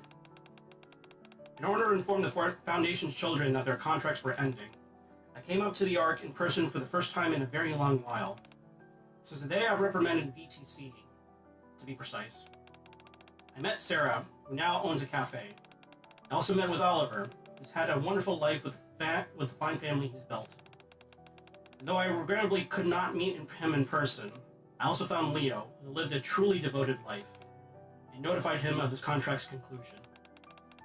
All three faithfully fulfilled their contracts over a long span of time, and as adults, each succeeded in building a new family of their own. It's just as you wished. I also witnessed how much the Ark has changed. Though illness, misfortune, and death still cause people to suffer, things appear to be like in the times before the war, just as you dreamed. With people free to live normal lives once more, laughing and crying over beautifully trivial things. Some people view these changes and claim peace has made society complacent, that we are heading in the wrong direction. They do not believe the world has become a better place. Others see the same world and point out how people now help each other, indicating the world is becoming good. Is it real Jill or ugly brain damage looking Jill? Oh yeah, Pim, I gotta show you the Jill. No, it's good, Jill, trust me. As he once said, the fact that opinions are split down the middle may itself be proof that the Ark has undergone a meaningful change. Oh, and Oliver asked me to be sure to tell you something. He's grateful to have been allowed to live his life as a human being. He, Sarah, and Leo all miss you dearly. I wanted to be certain I convey that to you. Also, through all these moments, I was together with a child you had hoped would be born out of VTC's efforts. I watched him comfort a child who had lost her teddy bear, accompany someone who had lost their way to the place they needed to go, help someone find closure who had been hesitant and wavering, and, in general, offer his time and heart willingly for the sake of others. He has grown into such a kind person. And that is not all. He has now also achieved what no one has ever Yeah. He has also achieved what no one else ever has. He achieved the astounding feat of reclaiming a part of the surface. Well, he did say he feels a great deal of pressure. I believe he's growing into exactly the kind of person he once hoped for. Someone who will one day lead humanity toward a better world. And so, now that all contracts with the Foundation have come to an end, I wish to watch what choices he will make from here onward. And what direction the world will take because of those choices. For the very first time, I'm choosing to do this not as part of a contract or a promise, but of my own will. Snow lifts her gaze from the letter as she has been reading and looks ahead. I hope you'll watch together with me. As he creates the future that you longed hoped for. Snow bows her head deeply. With this, I conclude my report and formally bring the Foundation's contracts to a close. Thank you for everything. The room is filled with a red glow. Snow turns around, putting the giant coffin behind her. And walks forward without looking back. Damn!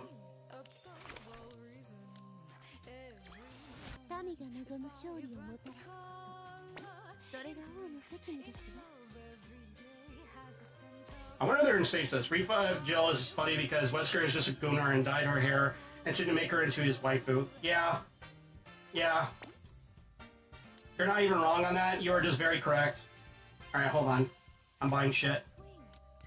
I can't.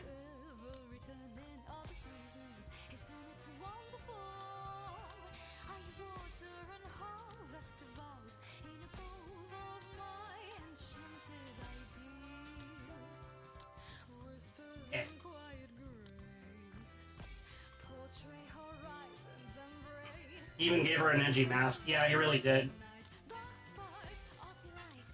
He's just like me, for real, for real.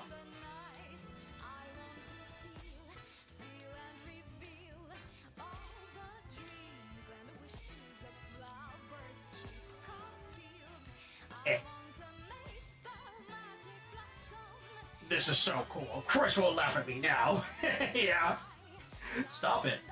Chris, stop. Snap out of it. Stop laughing at me. I worked so hard on it. I worked so hard on my gooner wife. Alright, well, I have you here. You can look at this for a second.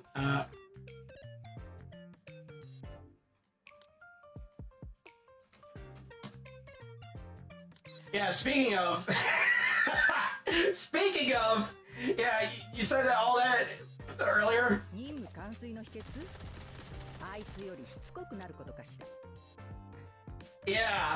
Yeah, about that, Tim.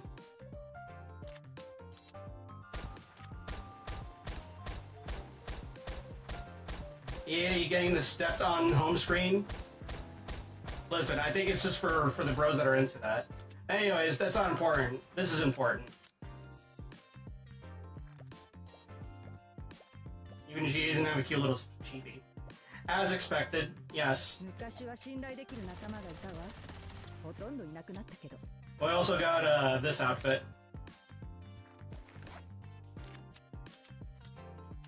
The second best outfit.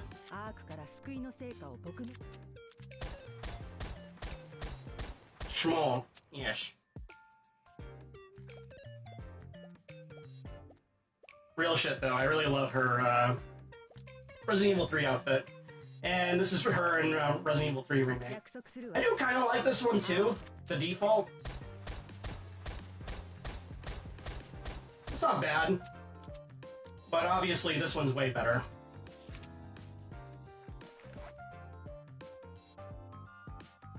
How will we still get Sheva? Yeah. Why a gun change? Because she's technically like an assault rifle, like, attacker, Nikke. And the closest they could really do that for is like a pistol? I don't get it. They could have just given her the SMGs, but it is just an outfit. So, yeah. Oh yeah, and I think, I don't know if I showed you this, but we also got the bitch in the red dress. And a Samurai Edge in main picture. Yes. We also have the bitch in the red dress. uses her crossbow as her default. Separate ways.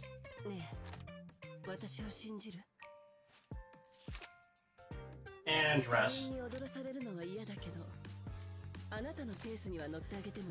Does she have the... Yeah. Yes. Yes, she does. She still has the bad voice actress from the remake. And would you be surprised if I told you she is still fucking awful? I told Neocranium this when he was talking about like how awful she was like in a stream like some time ago. I'm like, hey, yeah, she's in Nikke, the gacha game Nikke, and she's still bad. She has not improved a single fucking times between Remake 4 and the crossover they did with Resident Evil. It is flabbergasting. Me and Tal feel justified playing in Japanese. Yeah. We feel very justified doing that. No shit, she is because she probably sucked the director. I mean, I wouldn't go that far, but yeah, no, she's just really bad. Oh god, she's so bad. Oh yeah, and she doesn't really get a costume. But we also got Claire. You see that interview? No, I did not.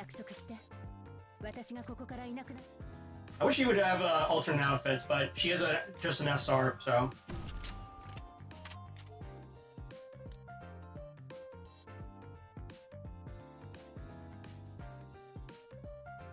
Well, the director talks about how he could hire better people, but some people are easier to deal with.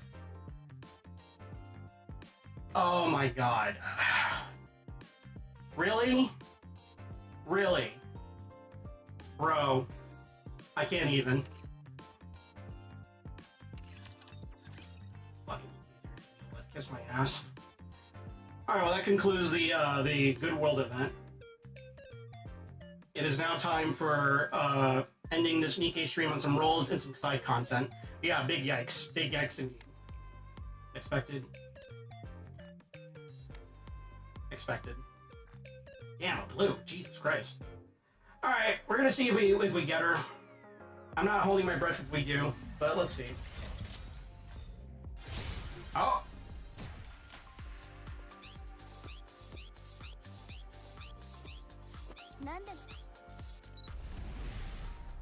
Pilgrim?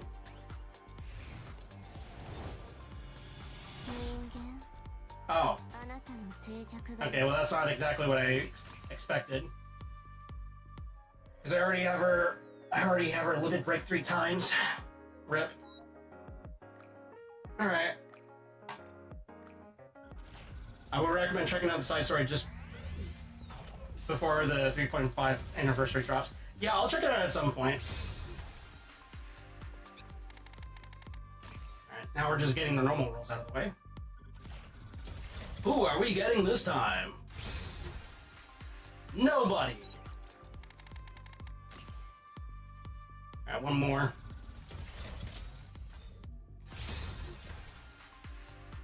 Wow! A whole lot of nothing.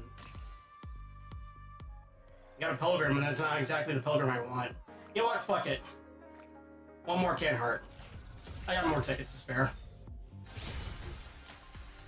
Oh shit, 2. Okay. It's related to Pretty? Yeah, so I've heard. My novel. You know, Frisia. Yeah. And okay, there we go, got her.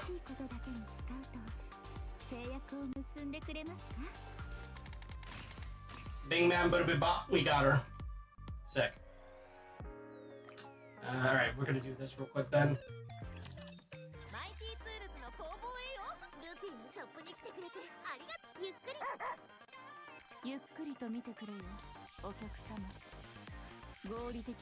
There we go. And let's see what we get with this one. Where'd it go? Oh. Okay, just SR. Alright. Not sure whether to crash out or not. I mean, she's mediocre, but I'm glad that I have her anyways. You know? So that's kind of funny. Alright. let's end this on some side stuff, and then I'll take a small break, and then we'll get right into Resident Evil 5. Oh, great, the foot Nikke. Oh yeah, I also got the other version of Soline. So that's cool.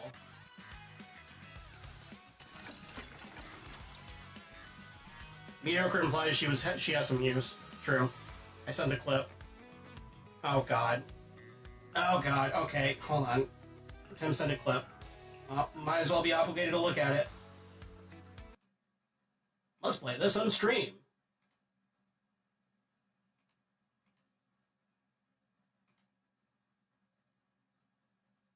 Oh, for fucking Chrome Cat?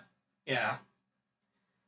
You know, I don't have really that much high opinions of Chrome Cat, but at the same time, it is kind of interesting that he's, like, made 2 different videos in regards to Resident Evil 4 remake.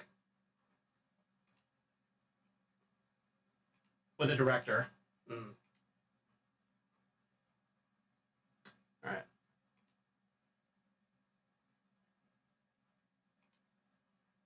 Sometimes some actors totally like fuck up their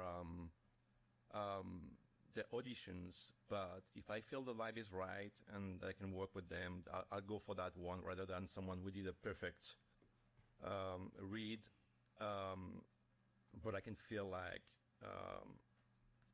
he's an asshole or she's an asshole. Capcom keeps going What? the cheapest route possible for the English voiceover. And you might be wondering, well, how do you know this? It's because the old voice actress of Claire Redfield, Allison Court, she actually did an interview with a YouTube channel called Residents of Evil, where she talked about this whole process. Were you already in the union back there? And when did the union come about?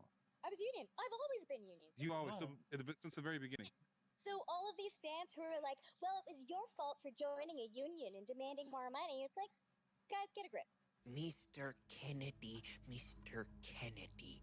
This George Washington looking fuck is not cool. He doesn't give me this fucking awesome vibe like in the original where he was like, you know, he has that little laugh before you meet him and it marinates.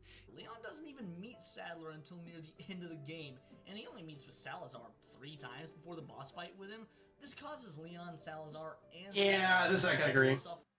Okay, you already saw it. Yeah. I see what you're saying, though. Yeah, that's really shitty. That's really shitty. That is absolutely really shitty. Like, I feel like you should be giving the role to somebody who's good at the role and not just because of, like, vibe checking or whatever the fuck. Like, what? Scroll through my people live on Twitch and I swear it's Tal2000 Goddess and... Well, you see, I am a goddess. I'm fabulous. Big cringe. Yeah, big cringe. Anyways, it's time to... Speaking of cringe, it's time to talk to the foot Nikke. At Trini's request, I accompany her to the workshop. What brings you here, Greenhorn? Trini asked me to come. Hi, leader. Hey there, kiddo. It's been a while since I've seen you out from your cave. You know I don't like you calling me that. So, what is it that you need this time? I'm thinking of adding a few more features to my gaming desk, and I wanted to get your advice. You're trying to add even more features to that thing? You keep adding strange features to that desk. At this rate, you're never gonna leave your room. Haven't I told you? You need to step outside and get some fresh air sometimes. Touch grass! Again with the nagging. Yeah, again with the nagging, Pim. Shut up! Let me have my moment with my Nikkes first. What do you mean? I'm saying this for your own good. I think you already added quite a few features to your gaming setup. Yeah, for starters, all sorts of gadgets that help with managing basic tasks. For example, I rigged my chair with heating and cooling systems to regulate my body temperature so that it won't affect my performance. I also thought I might feel like eating something during a session, so I put in a refrigerator. Damn, I want a refrigerator. I'll see myself out. It's been 2 hours! Fuck you. How'd you manage to fit how'd you manage to fit a fridge in there? That's a secret. Okay. You know what? She's shitting in that bed, yes. You know what's funny is that I asked Harak what would be the most fitting Nikke for him to for me to calm to have him like dress up as, because you know you're a leg pim, a leg jack. So I'm like, you know what? Harak has a choice between Trani and Exia. The more that I speak with Trani, it's like, yeah, this is just Harak. This is just fucking Harak. Harak would absolutely have a refrigerator / cooling system for his setup. He would. Harak absolutely would for fucking RuneScape. Tell me I'm wrong. Tell me I'm wrong that Harak wouldn't have like a gaming setup like fucking Trani over here. He absolutely would for fucking RuneScape. Is that all? You should add a cleaning feature while you're at it, since you're too lazy to clean your own room. Didn't you also install a jamming device to fend off any unwanted calls? What's up with that? It's just... I hate getting calls from Suyin. Trani. Yeah? Can you make that a desk for me? You want to use it too, Commander? Yeah, I could really use that, actually. Fuck Shuyin. Fucking, you know what, I'm starting to think maybe Pimjack is more like Shuyin instead. No, because he wouldn't be able to play RuneScape because he would be asleep. True. If I had that desk, I could stay in my room and play games all day. Hey, don't you go putting any ideas in his head. Anyway, what is it this time? Better not be something weird, or else you can count me out. It's not weird. I was thinking of adding a feature to cut off the surrounding power. What? Why in the world would you need something like that? Just out of curiosity. Oh. I want to see how far Messiah's technology can go. That is a great idea. I love that you're so interested in pushing the technology to its limits. Because it's been a while since I've been this excited about something. Alright, I'm in.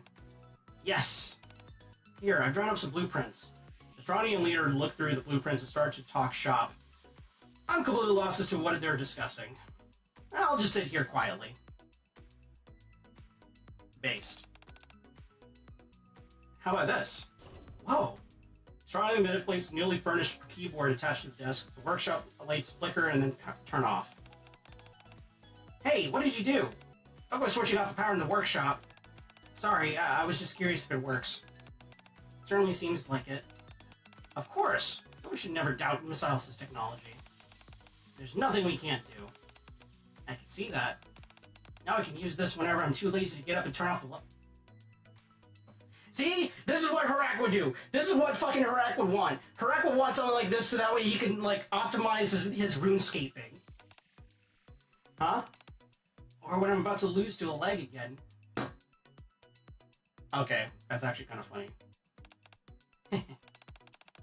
You little scamp. You tricked me! Well, she's never gonna uninstall it. There's an old saying that most technological advances are born out of a desire to alleviate discomfort. I'm reminded once again of how true adages can be. Harak would absolutely have something like that to optimize his RuneScaping, alright? You and I both know that's true. Let's see, what's this one? Oh yeah, this one I'm saving for you, Pim. This one I'm saving for you when you eventually voice act for a label. Adults Coffee.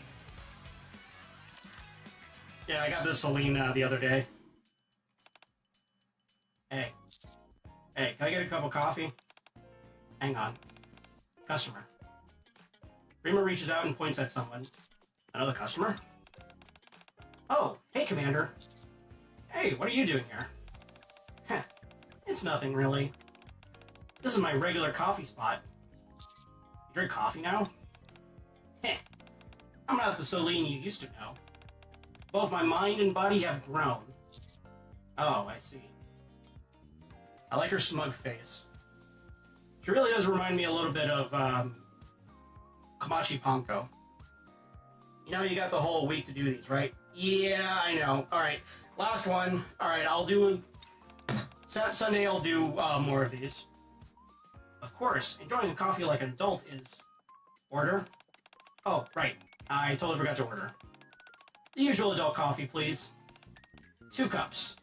And make them strong this time. Oh. No regrets? Yeah, I can handle it. Okay. Prima gets up to make some coffee. Even though I want to see Re5, it's been a hot minute. Yeah. Last night we were supposed to, but Pim's power kept cutting out. Do the side story too. Yeah, I do want to do the side story. This was on me, Commander, so drink up. Oh, really? Thanks. It's nothing. Adults give each other coffee all the time, right? So don't go making a big deal out of it. She's so smug. Done. Here, 2 cups. Prima sets down 2 cups, each filled with a pale liquid that hardly looks like coffee. Huh? Whew. Here we go. Don't blink, Commander. Celine shuts her eyes tight and chugs the coffee. How is it? It's delicious. The coffee I had last time was so bitter. No, it just really wasn't my taste. But this one is just perfect. I finally get why bread can't live without coffee. Oh, congrats. How's that, Commander? Look at this. Not one drop left. Celine holds out her completely empty cup. I've matured a lot since then. How about you? Or how about you give it a try? Oh, okay. The tooth-achingly sweet flavor makes my head throb. What's this, Commander? Acting all grown-up, and now this is too much for you? It's not that. It's okay. I used to be like that too. No need to be embarrassed. Celine, drank well. Very adult. One more? Huh? Really? Should I?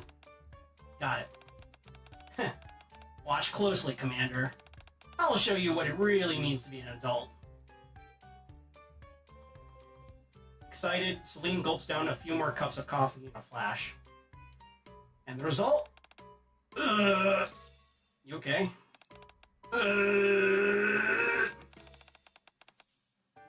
What the fuck did you lace it with, Frima? Probably with a lot of Frima and like, sweetened cream or some shit. My stomach feels weird. My head hurts too. Maybe you should ease up on the coffee. I'm still totally okay. Don't be so stubborn. Okay, I'll just go home. Commander? Yeah? Can you hold my hand? I don't think I could go on my own right now. Sure. Lane holds my hand as we go back to the dorm, promising not to overdo it with coffee again. I suppose this is how she's slowly becoming an adult. Yeah. Oh boy, we got one with Snow Crane now. We'll hold off on that for this Sunday. Alright. Let me go ahead and get things set up then for Resident Evil 5. I'll see you guys in a few minutes. So let's do this. Let's close this out. And I'll be right back. Yeah. Calm down, Pim. Calm down. Alright. I'm going to go ahead and end my YouTube stream, and then I'll start up a new one for Resident Evil 5.